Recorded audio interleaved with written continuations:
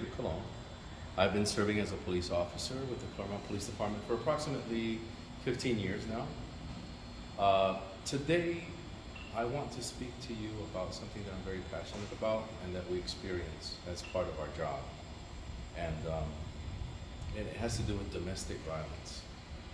It is not the prettiest of things that we respond to. However, we would like to share with you a few tips on how to identify situations that may lead to domestic violence.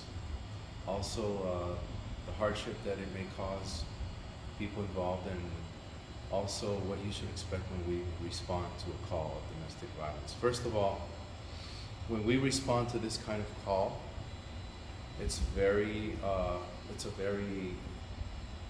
dangerous call because emotions are very heated, and we may be perceived in most cases as an outsider, an enemy by one of the parties, or even by both parties, even by both people, because someone else may call about the situation that's happening between the two domestic partners.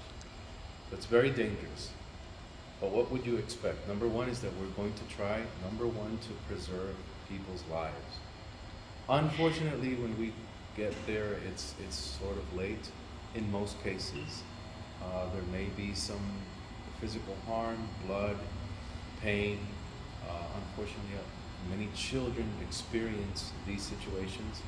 So our number one priority as we get there is to make sure everyone is safe, there are no weapons, and then we can settle a bit and talk about what's going on. So that's a good thing. Number one thing that we're going to do is save people's lives. Number two is try to settle the situation down, separate people, listen to all parties, and hopefully not even take someone to jail. But in many cases, someone does go to jail. That's a good thing. That's why we are here because someone may have been threatening someone else's physical safety or even life. So what can you expect? We're going to get there as soon as possible. It's a priority call, and we're going to protect people's lives. Okay, so warning signs that we have learned actually live and are the precursors of domestic violence.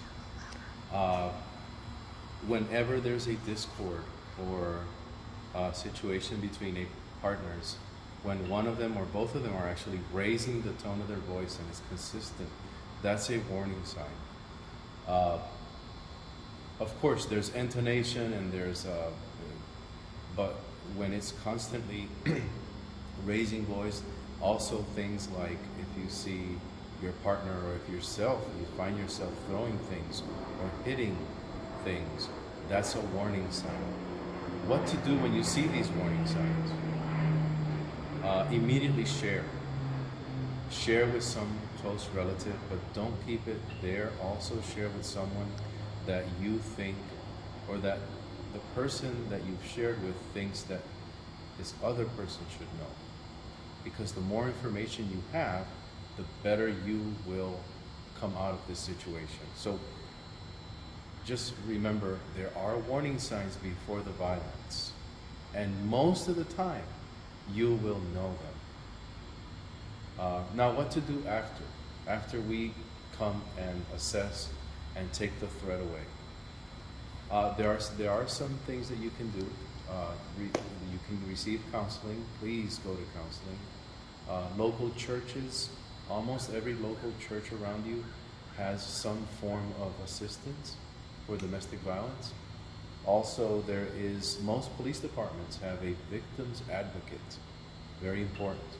Just ask the officers before they leave, how do I make contact with the victim's advocate? Once you make contact with that person, you will learn a lot about what you can do and how you can proceed.